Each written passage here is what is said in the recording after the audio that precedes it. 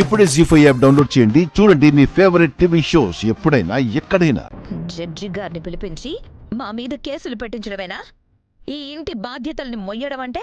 చిన్నత్తయ్య గారు, ఎంతసేపు నా చెల్లి జడ్జిని తీసుకొచ్చి నిశ్చితార్థం ఆపేసింది అని మాత్రమే ఆలోచిస్తున్నారు కానీ జడ్జిని తీసుకురావడం వల్ల ఈ కుటుంబానికి ఎంత మేలు జరిగిందో మీరు అర్థం చేసుకోవడం లేదు.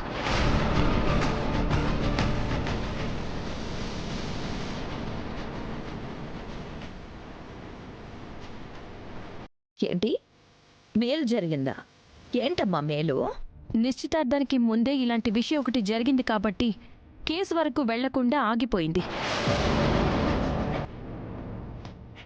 అదే నిశ్చితార్థం జరిగిపోయాక ఈ విషయం జడ్జి వరకు వెళ్తే అప్పుడు నిజంగానే అందరి మీద కేసులు పడేవి.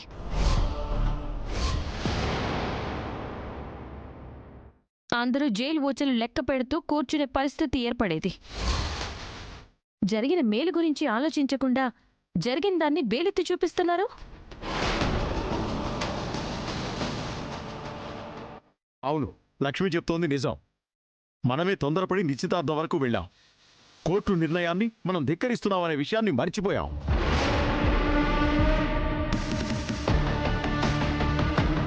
నిశ్చితార్థానికి ముందే ఈ విషయం జరిగింది కాబట్టి లక్ష్మి జడ్జి గారిని ప్రాధేయపడి మరీ మన మీద కేసులు పడకుండా ఆపగలిగింది.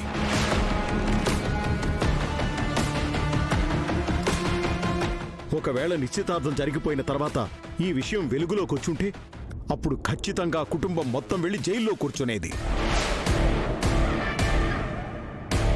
ఒక విధంగా చెప్పాలంటే ఇది మన మంచికే జరిగింది. జయదేవ్ చెప్తున్నది నిజం అరవిందా.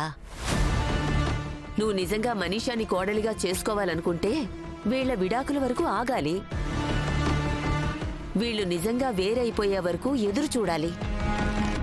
అంతేగాని ఇలా తొందరపడి నిర్ణయాలు తీసుకోవడం ఎందుకు? అనవసరమైన అవమానాలకు గురి కావడం ఎందుకు? అత్తయ్యగారు, ఇంట్లో వాళ్ళందరికీ ఇంత అవమానం జరిగితే ఆ అవమానం చేసిన వాళ్ళని మీరందరూ ఆహా ఓహో అని పొగిడేస్తున్నారేంటి?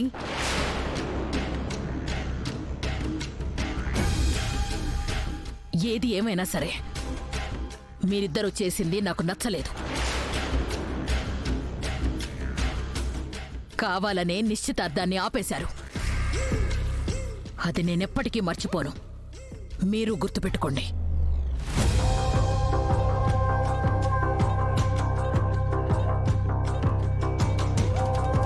చూడు లక్ష్మి, నువ్వు జాను ఏదో సాధించేశామనుకుంటున్నారు, కానీ మీరు సాధించిందేమీ లేదు. పైగా అందరిలోనూ ఉన్న కాస్త అభిమానాన్ని కూడా పోగొట్టుకున్నారు.